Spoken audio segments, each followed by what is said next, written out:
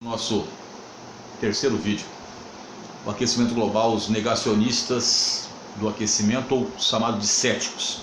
Céticos ou sépticos com P mudo, são aqueles que duvidam desse aquecimento global. Muitos dizem que é uma farsa, aqueles que são mais duros, e outros dizem que esse aquecimento, na realidade, os dados observados não estão de acordo com aquilo que é apresentado. Como eu falei no começo, não tomarei posicionamento nenhum, nem do negacionista e nem do aquecimentista, né? Se você chegar aqui nesse vídeo e mandar um monte de coisa, eu tiro o seu comentário, você não está pagando absolutamente nada. Esse vídeo é feito principalmente para os meus alunos na época da pandemia, e para aqueles alunos que muitas vezes, as pessoas que não têm acesso financeiro a um cursinho, nós estamos fazendo o quê? Colocando isso para ajudá-los no Enem. Agora, se tiver comentário, eu tiro. Eu sou igual o Vladimir Putin, altamente democrático. Quem me conhece sabe que eu sou mais ou menos desse jeito. Então é o seguinte, filhão, situações que já caíram em vestibulares, porque às vezes o vestibular esconde que já pediu essa questão.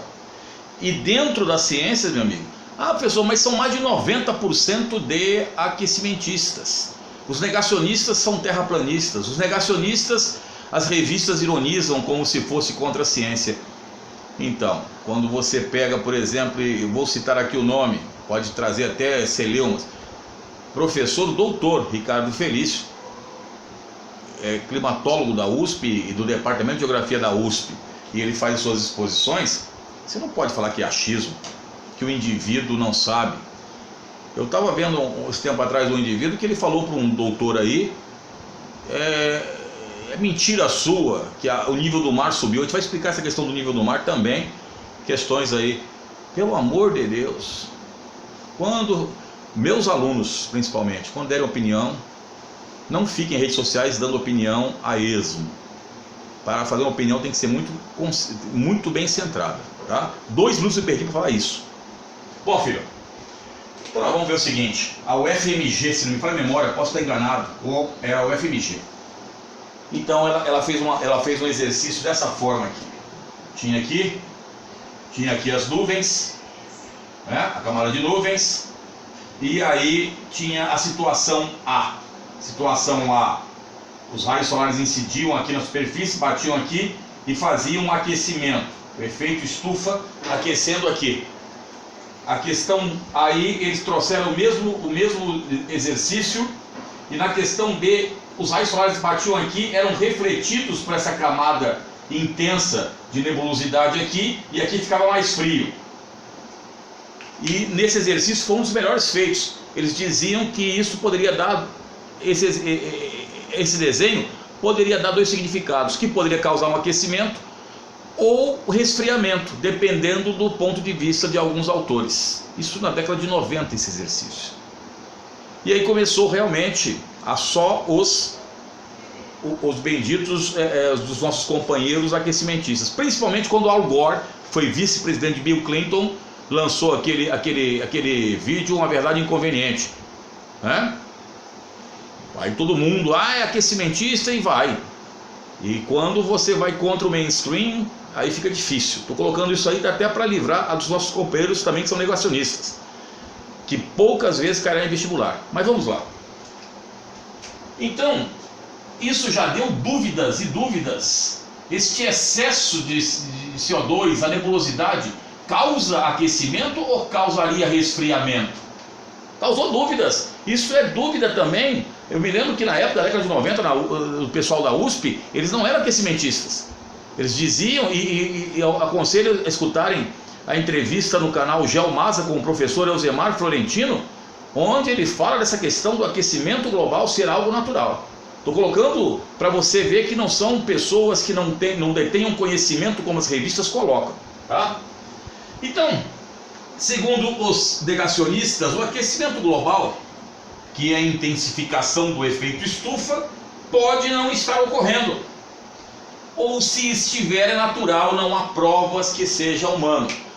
Logicamente que os nossos companheiros também lá camaradas que são, eles ocupam ele, camarada, ele é socialista. Tenha paciência, vai ficar vigiando a minha linguagem, Manolo? Se liga, pô. Então é o seguinte, quer dizer então que os companheiros que são aquecimentistas, eles vão dizer o seguinte: mas se você reparar, antes da Revolução Industrial, o clima veio subindo cada vez mais após as revoluções industriais. Aí o pessoal diz que é muito pouco tempo dentro do planeta, e que o planeta Terra já passou por eras de aquecimento e resfriamento. Quando nós tivemos as transgressões marinhas, que foi quando o nível do mar se elevou e adentrou alguns continentes, caso nosso no Brasil, adentrando no sertão e adentrando na bacia do Paraná, que foi fundo de mar, a nossa região aqui no interior paulista, e as regressões quando haviam as eras glaciais, então diminuindo o nível dos mares. Então reparem bem que existem, muitas situações aqui. Então, para os companheiros aqui negacionistas, o aquecimento global não existe.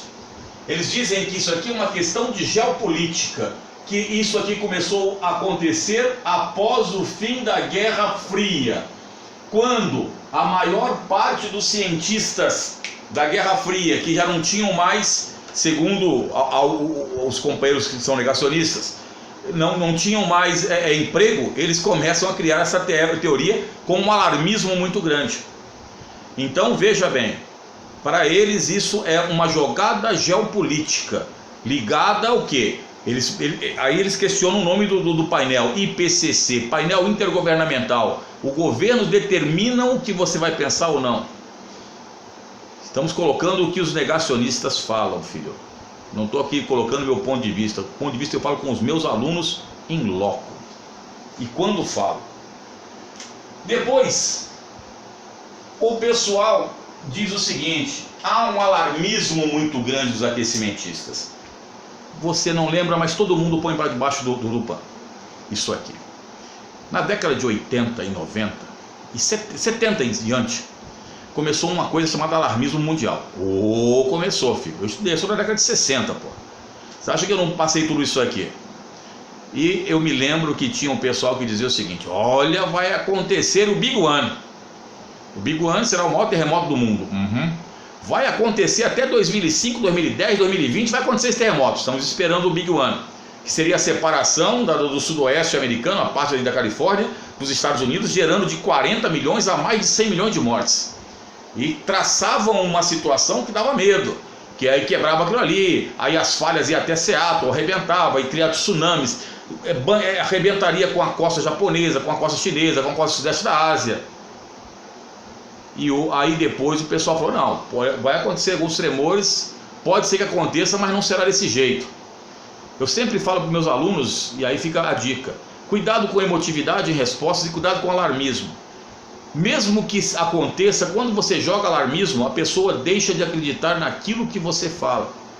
Então o aquecimento global é mais ou menos a mesma coisa, segundo os negacionistas. Um alarmismo muito grande. Se realmente tivesse acontecido tudo isso, teríamos aí já o fim do mundo. Teve até aquele filme, que eu esqueci o nome dele lá, que tinha uns furacões lá, que congelou nos Estados Unidos.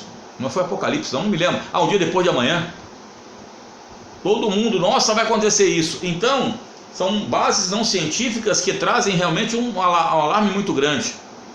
Então veja bem o seguinte: eles questionam muito dizendo do alarmismo dos aquecimentistas. Ora, mas peraí. Mas é o seguinte: os picos estão derretendo, ciclos. Disseram que os picos das altas montanhas até o começo do século XXI, um pouco depois, ia derreter tudo. Ciclos. Questionaram a questão das águas. Está aumentando o nível das águas. Filho, pega uma bacia, pega a bacia da sua mãe. Pega a bacia da sua mãe com uns 20 litros d'água e enche mesmo. Se tiver força para levar, enche.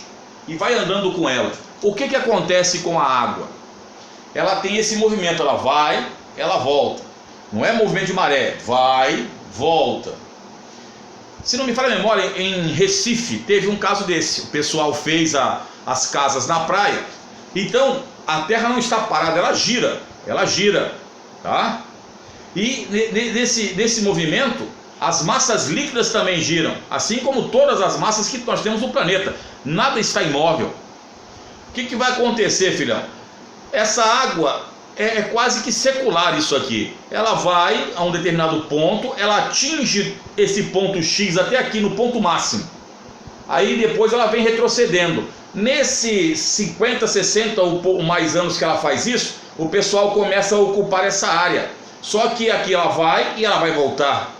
Não é que esteja aumentando, é um ciclo que acontece. Ciclo das geleiras, ciclo dos picos de montanhas, de congelamento, né, dos ciclos ou não, o ciclo dos mares. Os nossos companheiros negacionistas, eles batem muito nessa tecla, que o planeta é feito de ciclos. A própria chuva, quando se fala de desertificação da Amazônia, tinha na época, no começo, diziam que a Amazônia era o pulmão do mundo. Há pouco tempo atrás, um repórter da maior rede de televisão falou: a Amazônia é o pulmão do mundo. Aí eu tive que falar para os meus alunos que não eram, porque estava errado. Aí veio o presidente da França dizendo que a Amazônia produzia 20% do oxigênio do mundo. Aí você tem que provar que não. A Amazônia não produz, ela produz e consome, ela é um ecossistema. Aí alguém me falou, aluno, não, tem estudos. O bacana é isso, tem estudos, cara. Que estudo? Um estudo? 2? Que realmente diz que o ecossistema produz um pouco mais do que consome. Tá, cara, mas você pode me trazer o estudo, você pode pôr aqui. Que não significa que esteja certo. Na ciência há muitas divergências. E é aquilo que eu já falei sempre. Independente de qualquer situação que você esteja, a ciência pode ser neutra, mas o cientista não é. Os cientistas soviéticos não eram neutros, os americanos não eram neutros.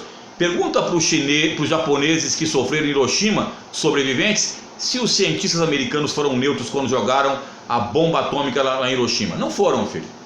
Os cientistas não são neutros. Eles seguem determinados padrões. Então, o que acontece? Existem ciclos.